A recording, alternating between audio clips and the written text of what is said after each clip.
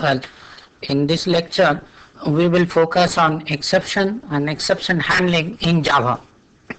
As I have mentioned earlier, the the concept of exception and exception handling is not really really not new in programming language paradigm. In fact, some non-object oriented languages such as PL1 also supported the concept of exception and exception handling.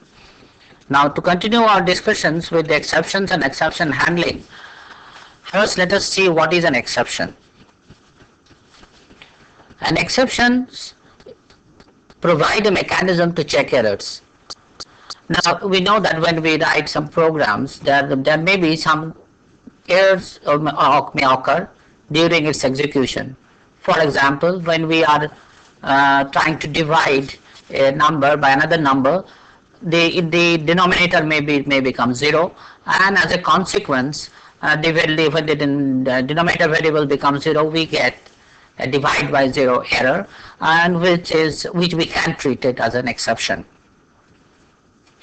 Now, unlike in the earlier concept, the concept of exceptions in non-object oriented programming languages such as PL1, exception in Java is also treated as an object. When an error occurs in a method, an object representing the exception is created and thrown in the method that caused the error. So I will see later that during the execution of the program, for example, if the division by 0 takes place, then a divide by 0 exceptions will be raised by the method which was executing. Now, it will be the responsibility of the other programs or the Java programming programs which are being executed outside the method, to catch this exception and take appropriate action. So therefore, in a Java programming environment, we'll see that there will be different types of exception that will be raised, and we should take appropriate step while writing our entire package or the program development during our program development, so that these exceptions are appropriately handled. So therefore, exception handlers essentially catch exceptions and perform necessary action.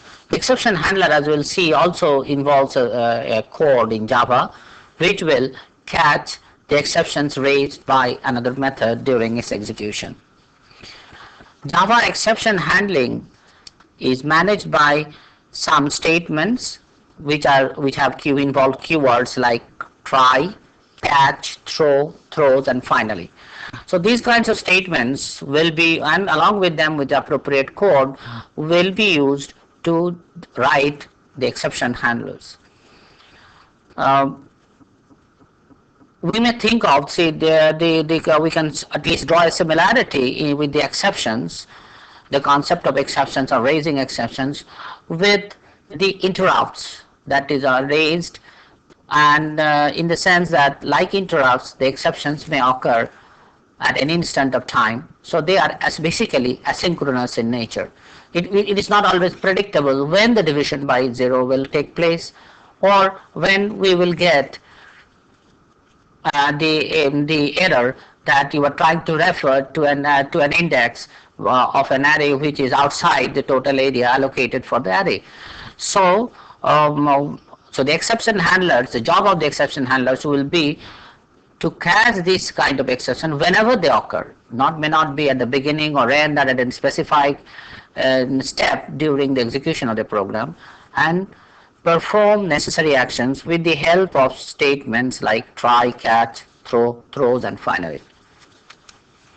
So with this idea of exceptions, let's look at the Java exceptions in more detail. But before that, let's try to understand more, or repeat one thing.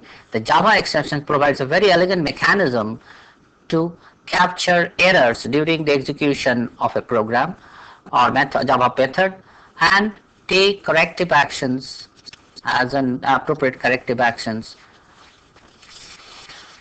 So next question is that what are the exceptions types of exception that can have? as I have mentioned just now, that the Java exceptions in Java are treated as objects. So therefore, there will be some classes, and these exceptions will be an instance of those classes. To begin with, so therefore exception types are subclass of a built-in class throwable. So any exceptions, there will be subclasses of, they will be an instance of the subclass of the basic parent class throwable. Two important subclasses of this throwable are exception and error.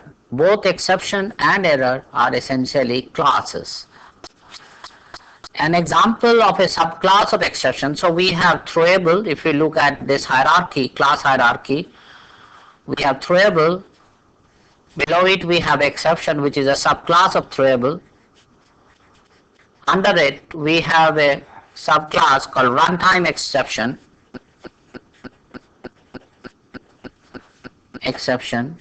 Again, this has a subclass, as we'll see. There are several subclasses, one of which is we call the arithmetic exception.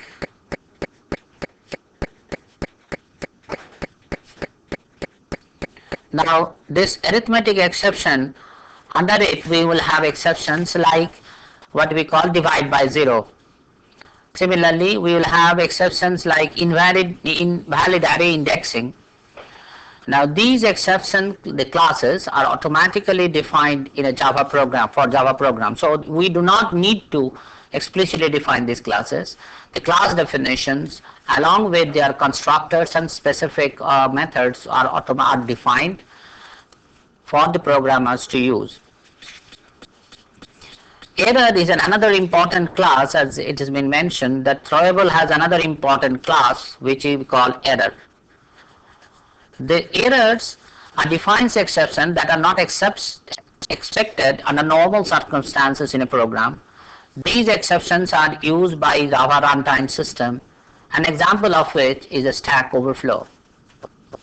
So as we see, therefore, in Java, the exceptions will be instances of some of these classes, and when during the execution of the methods, these kind of exceptions will, instances of such exceptions will be created and thrown for the exception handler to catch and perform appropriate corrective action.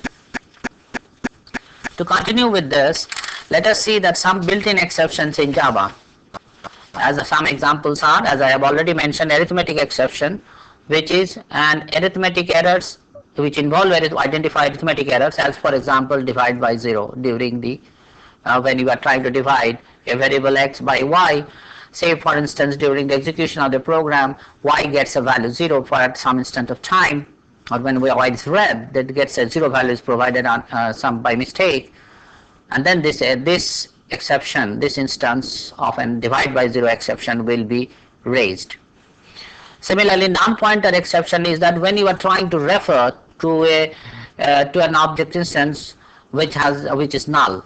So this is a null reference indexion. Another exception is that index out of bounds exception, which is raised when index of an array, you are trying to refer to an index of an array with an element with an index which is out of bound of the array size.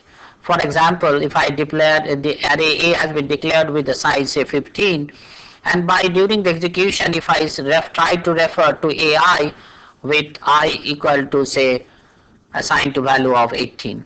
Now this will mean that you are trying to refer to an element of array A which is not there, and so this exception will be raised. Another example is a class not found exception, or the class you are trying to refer to is not there. Similarly, we can have illegal access exception, that is you are not permitted to access the class. We have already seen different access control strategies supported, features supported in Java, and if the program is trying to say for instance a subclass is trying to use a variable defined in the parent class which was declared private. Now that will lead to illegal access exception. Next we look at the problem of how, so therefore these are the different types of exceptions that will be raised. and as I mentioned that it will be the job of the programmer to write appropriate code to catch up exceptions and perform necessary corrective actions. These corrective actions are that are being performed is called exception handling, and they can be declared as follows. For example, we can have exceptions are called therefore code by an enclosing the code in a try block. We have already seen this is the try is a statement which is used to is a part of the exception handling routines, and using the clauses catch and finally. A typical syntax of a try block would be say try, so try code to monitor errors, and then this will be some code which will be written in Java language, followed by a catch exception type 1 first object. So if this kind of exception takes place, then this will be if exception of type 1 has been raised, then you perform exception handling for exception type 1.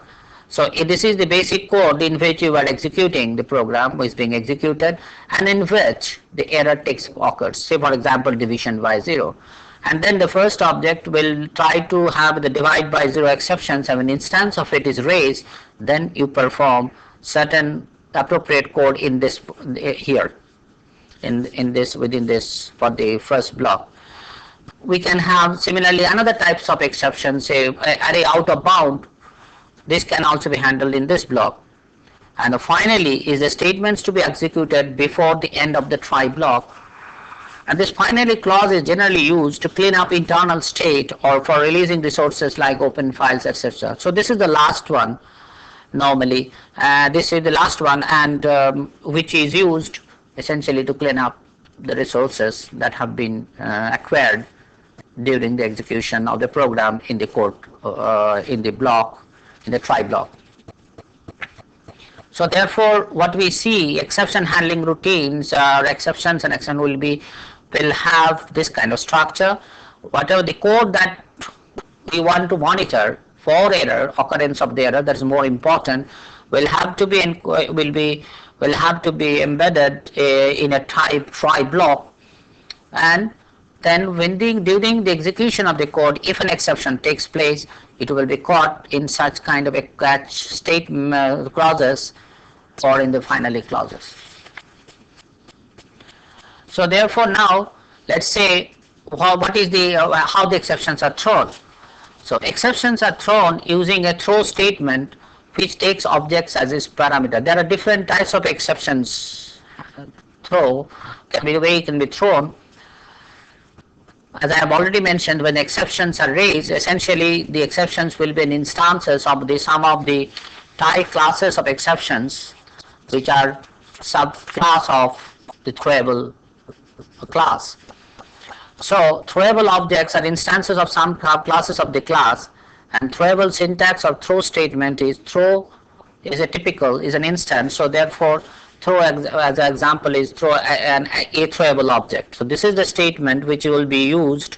For example, when we say there exists a null pointer exceptions, so we can say throw new null pointer exceptions. We have already seen that whenever you want to create a new instance, you do it with a new statement, and the null pointer exception, which is a type of the we have seen that if in this just previous example that is a type of is a one class of exceptions, and when you are making a null reference, we can create an instance of this. So throw new null pointer exception, and this exception will be caught by the try block.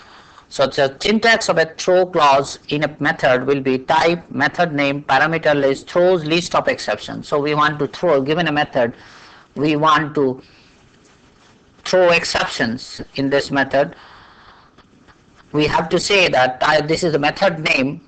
With the declaration of the method, we say that along with this access control here, like say private or public, followed by the method name, its parameter list, and then it says what are the type of exceptions it wants to throw. like it can throws a null pointer exception, it can throw arithmetic exceptions, it can throw its own type of exceptions, and then the body of the method. And if this type of, and this in this body, the method, when the exception is thrown, it will be caught by the monitor block, the block which is monitoring the exceptions, and will be caught, and then using the catch clause and perform appropriate exception. So typical example of a throw statement is that, let's say, we have talked about the array implementation of a stack. If you recall, we have an array stack implement stack of int, and then we have defined certain operations with the stack, which were, say, push or pop. Now during the pop operation, we said that if stack top is empty, we were just printing that it is empty. Instead of doing it, also we can also throw an exception which indicates that your try is a null stack. So for example, we can say that public int pop throws empty stack exception. This is a new exception. Now this new empty stack exception will be raised, and is exception is called checked exception. So this is the type of exception this will be, and throw new empty stack exception. So new exceptions will be, this will be created, instance will be created, and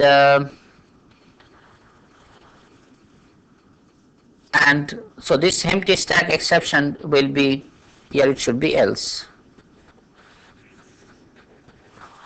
So whenever the stack top is less than 0, you throw these exceptions, else you perform the pop operation. The empty stack exception is called, this type of exceptions are called checked exceptions. So these are the exceptions. We have seen how the exceptions are called, are thrown, and how they are caught. And in fact, we have also seen example earlier that an exceptions can be used whenever the name conflicts occurs. An example was that interface class P in the last lecture we had seen, when we were talking about interface and its implementation. We had seen that suppose you have two methods, two interfaces, class A and class B and class C, in which the same methods are defined, and when you are implementing that in a class C, the public void method, you can associate through an exception, some exception types, which will be always an instance of the basic exception class that is throwable, and it will be thrown. And then it will be the job of the try block to catch such exceptions and perform necessary corrective actions. For example, in the catch block, so we can write that whenever the null pointer exceptions occur, null stack exceptions occur, then either we can say that first of all perform some push operations, or you can write the print statement which we had earlier seen here, the system out.println stack is empty, so therefore no pop will be permitted and the program will terminate. So therefore this is what we mean by Java exceptions, and these Java exceptions are very convenient tools for identifying when such error condition, what are the conditions under which such error will occur, and what happens, and what sort of corrective measures are to be taken, and how such exceptions for each such type of exceptions. So basically, therefore, what has now happened, we can write a code in Java or define Java methods which will identify to the external worlds that these are the type of errors you should be aware of, and the external programs or the classes or the objects which have called these methods should now write appropriate monitoring, code to catch the exceptions that are raised by the methods, and so that necessary corrections can be incorporated. Now with this, we more or less have discussed the basic features of the Java language. We have started with our the syntax and semantics of the Java statements, which are very much in or with the primitive data types and the Java control statements. And then what we did, we went on to discuss about the Java classes. So how the different complex classes can be created with the help of the constructs as we have defined earlier, like the abstraction mechanism like aggregation, how we can also create from here, we can create subclasses, and we have seen that in Java the subclasses are used to extend the parent class. And we have seen that we have mentioned that the Java subclasses support only single inheritance. So there is no this class hierarchy. In the class hierarchy, no multiple inheritance as such is available. After that, we have seen what are the different types of access controls features are supported, and this is very useful in encapsulation. This access control essentially helps us in encapsulating the some of the Java method codes as well as the variables which the class may not like the other classes to be visible. So the idea of the encapsulation is where there are many features that are supported which help in supporting encapsulation. These are access control features are private, public, and protected. Along with these access control feature, the concept of package is also intimately related, and we have seen that the Java package essentially is a collection of classes, definitions, and the interface definition. As a consequence of that, therefore, we can write Java packages, embed certain classes which we want to create in the package, and so that the names of the classes can be identifiable uniquely within for that package. This does not impose any restriction on the class name on another package when you are trying to create. Along with these, we have used one important concept or introduced a concept called interface, which helps us for an object to only provide the information about the methods which it is capable of executing and through which it wants external world to communicate. The interface mechanism in Java is a very powerful mechanism, and in fact through interfaces it may be possible indirectly to implement multiple inheritance that we have seen in earlier lectures. And lastly, we have seen the concept of exceptions and exception handling. With these, you should be able to write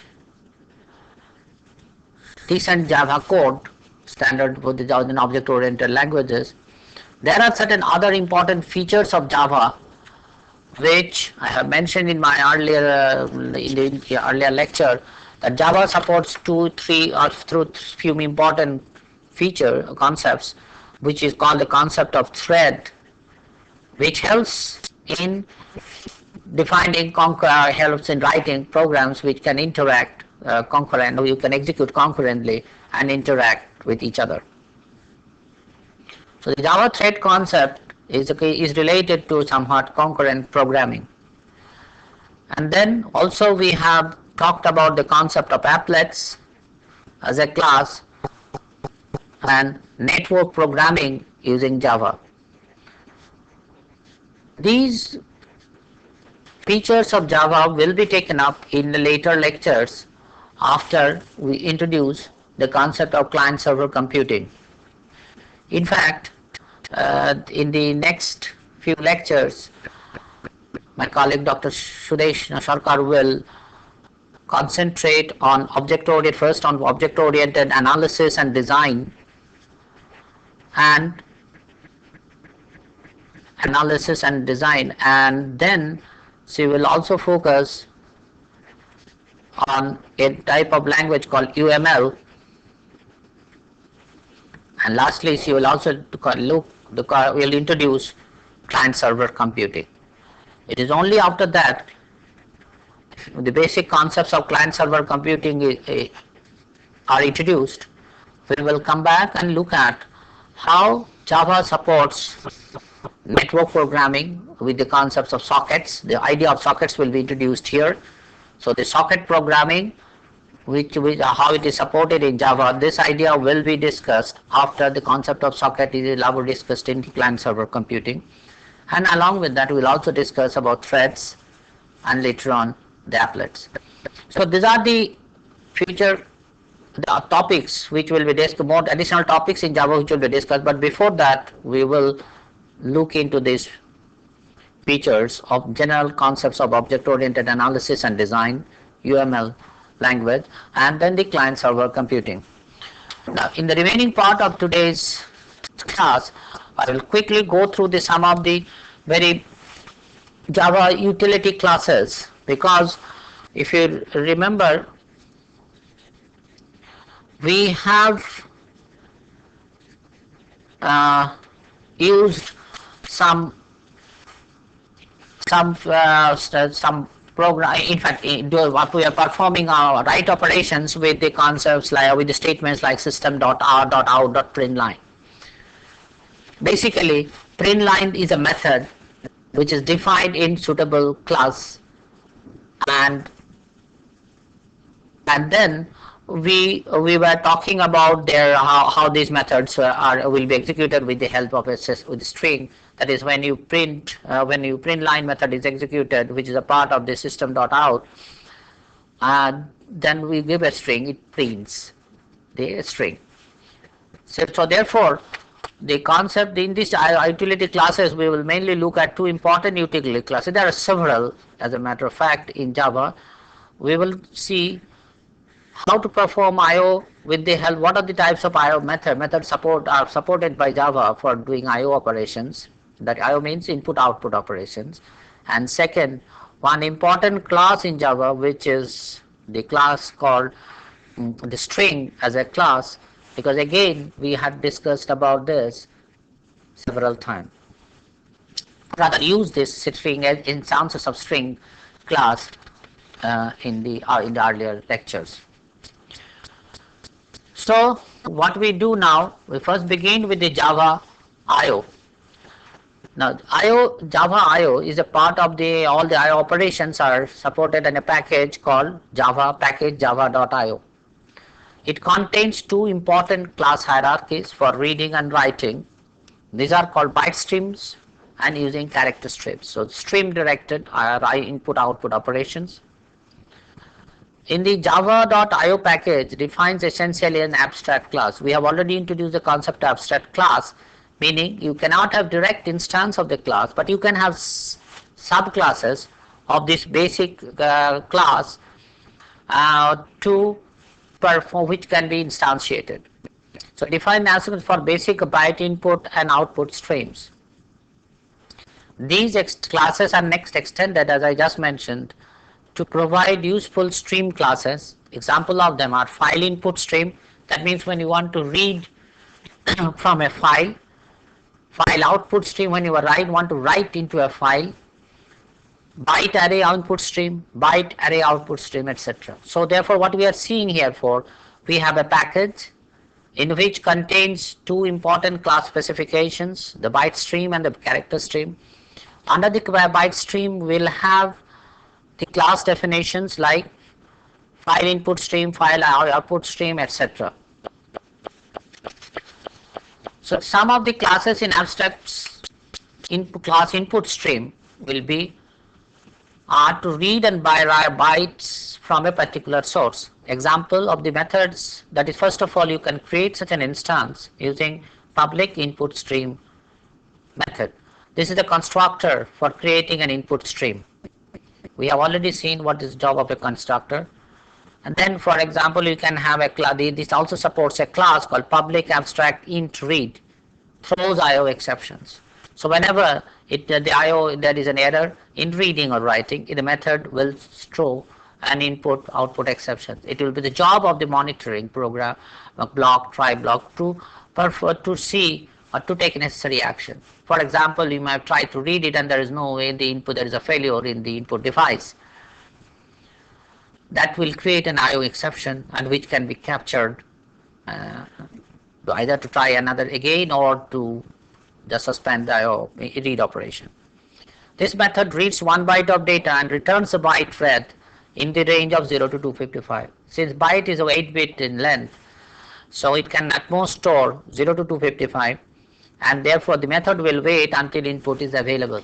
So any error in the IOs, while reading it you find something some unknown or some error has occurred, any unknown data has been received, it will throw an exception. Another example of this will be, say, int read byte buffer int offset int number of bytes. So this is a method which is available and it reads number of bytes, so this many bytes into the buffer starting from the location which is defined by byte of int offset, and returns the number of bytes read. So for example, say you want to read, say, buffer you have declared it has already been declared of size, say 200 is there, and then you can say the read from offset can be location, say offset means 100, say from this location 100 onwards you read the number of bytes, say number of bytes is equal to say 50. So in that case it will read from the location 100 to 150 with the this is offset, so it will read into this many from this location 50 bytes of data. Now note that if the number of bytes read is, you want to read number of bytes say 250, then you will be it will go out of the bound, index will be larger than the required, and in that case the index out of bound will be raised. And another one is that, say, the classical input, like we have system.out and system.in. This is an input stream in, and we can say this is a class system. This refers to a system.in class, and in which we read that integer in.read. So in this class this method read is defined, and we can read the data like we had done system.out.print. So read was the corresponding, in case of a input, print was for the output. The file input stream again we have mentioned is extends the abstract class input stream, and in which we can have, say, file input stream is string file path. There are two methods which are for constructors. So file input stream is a string of file path or the file of file object. An example of it, let's say we can declare file input stream f is of type file input stream is a new file input stream Windows my file text. So it is a string which defines the path at where the file is located. So therefore this is the file path which we have defined as an input string, say Windows my file.txt. So we are looking at the Windows directory, and the my file is a text file of my file, name is the file this. Alternately, we can also define a file object is a file using a file constructor, new file, and gives the string as an input, which is another Windows directory temporary in the temp under temp directory, and then my file.doc. The file f1 when created can be read as such using a construct statement like character f.read. So the f dot is the read method will be inherited, which is defined as an abstract method earlier in its superclasses, will be inherited here, and will be an appropriate the read and write operations will be performed. We have already seen what is the syntax of the read statement earlier. Say here, so abstract int read. So this, when it goes to the concrete classes like file input stream, you will have an absurd method to read the data.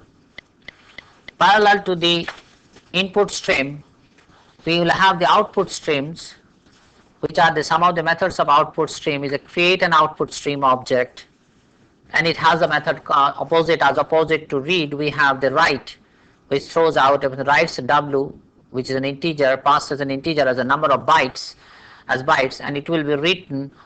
So basically it will, if w is equal to say 42, now this w, which is an integer, will be given to the write method. Now it will be converted into bytes, and then only the, since byte integer is now 16 bits, that is 2 bytes, only the lowest 8 bits of the integers is written. So no matter what is the length of the integer field, only the last 8 bit of the data will be written. Again, we have public void write buffer, integer number of writes number of bytes starting at buffer location. The exception input output bounds is raised if it leads to outside the bounds of the array. This is, I have already mentioned, that if you want to write into a buffer and then write from a buffer, and you try to refer to an object which is outside the bound, an error will be done. As opposed to the characters byte stream, we have the character streams, in which the two methods are defined as a superclass called the reader and writer are the abstract superclasses in this scheme. Like the input outputs, we have the input stream and output stream is an abstract classes in the bytes. When the byte stream data, we have the character stream, these are called reader and writer.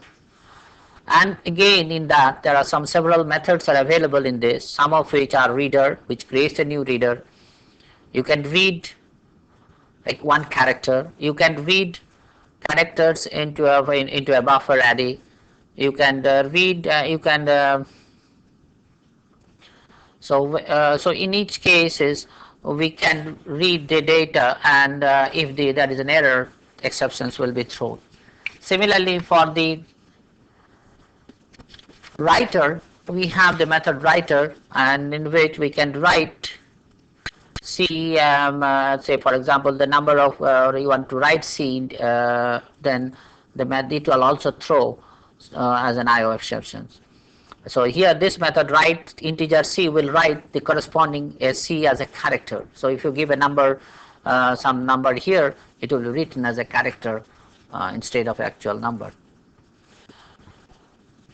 Along with that, there are two important system classes which provides one stream for reading. These are called standard streams, for to which the system input dot stream and input read and print are there. So we have system class provides a one stream for reading and two streams for writing. I have just now seen that how that system dot in can be used, and in the previous example, we had seen that in is system dot is and system dot in is a type system dot in. So the methods are, say these are methods. Suppose standard input dot stream is called the system dot in. This is called the system dot out, and these are the system dot error. These are the three classes. And out of which the methods are for reading is the system dot in read. This is for reading a text. This is a system dot print. It writes the string argument, and system dot print line, as we have several times seen, the writes the string argument and appends the new line character at the end of the input. So what we have seen therefore some of the standard IO packages, and what are the methods that are supported in such packages to perform input and output. Now there are several other methods available in the package class, that is java.io.